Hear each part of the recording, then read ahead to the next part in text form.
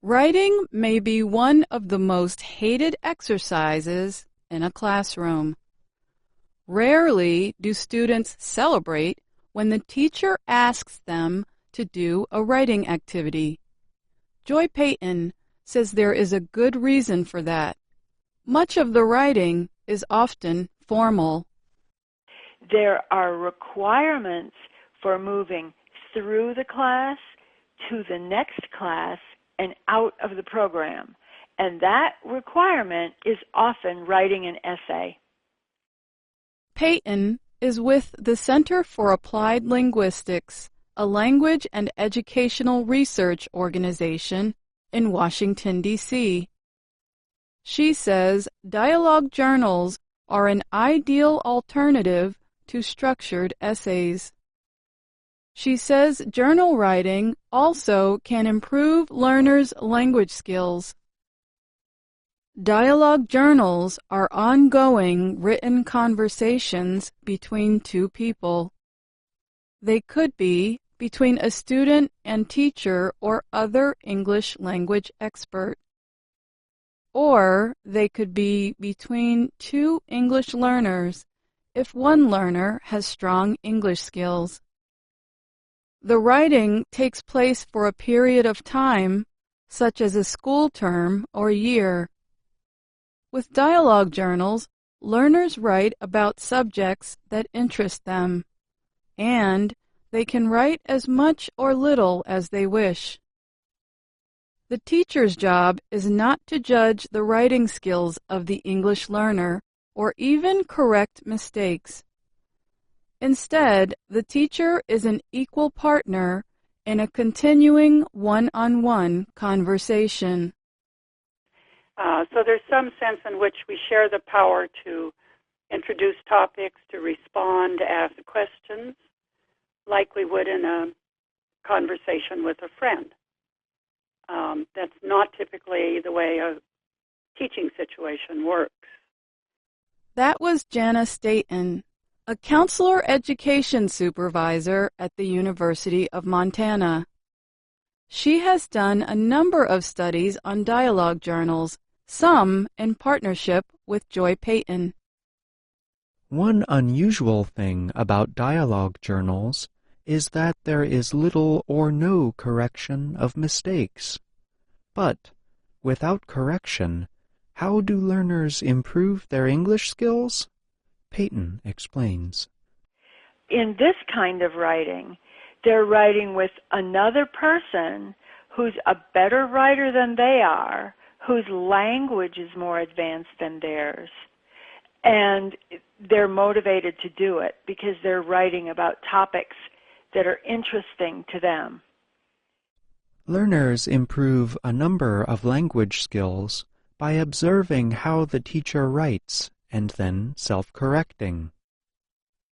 Payton and Staton say English learners take more risks in expressing themselves with the language because they are not being judged by the teacher, their classmates, or anyone else. Clarina Larada is associate professor in the Adult Professional and Community Education program at Texas State University. She says dialogue journals can improve things like language fluency and confidence. For me, dialogue journals is for helping them develop vocabulary, develop fluency, feel less scared about writing, feel more confident about using English to communicate. So my recommendation is that there has to be other activities in class where correction is the goal. Larada says the journals also give learners a chance to do something that is usually quite difficult in a second language, forming questions correctly. And dialogue journals do not simply help learners, Staton says.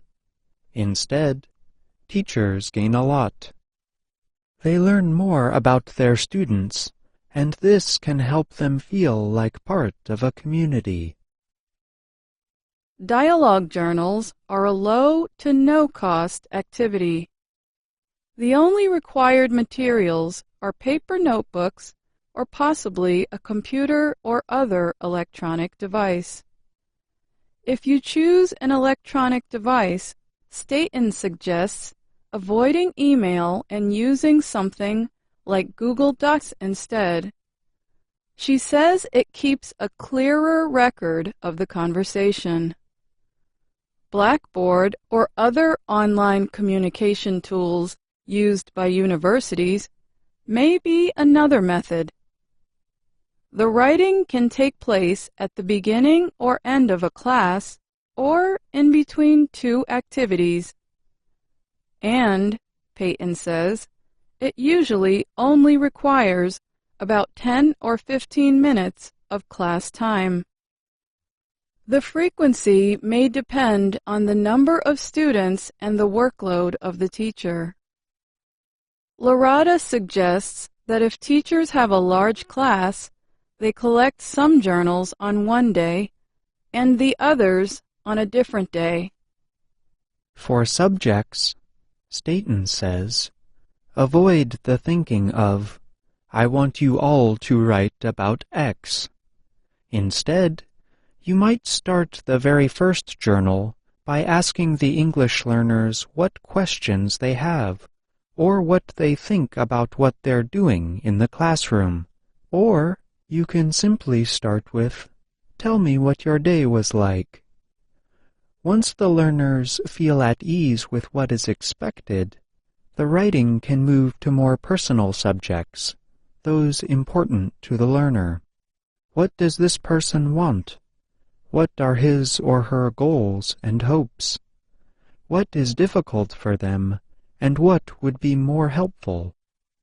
Lorada suggests that both the teacher and the learner include a few questions in each journal submission.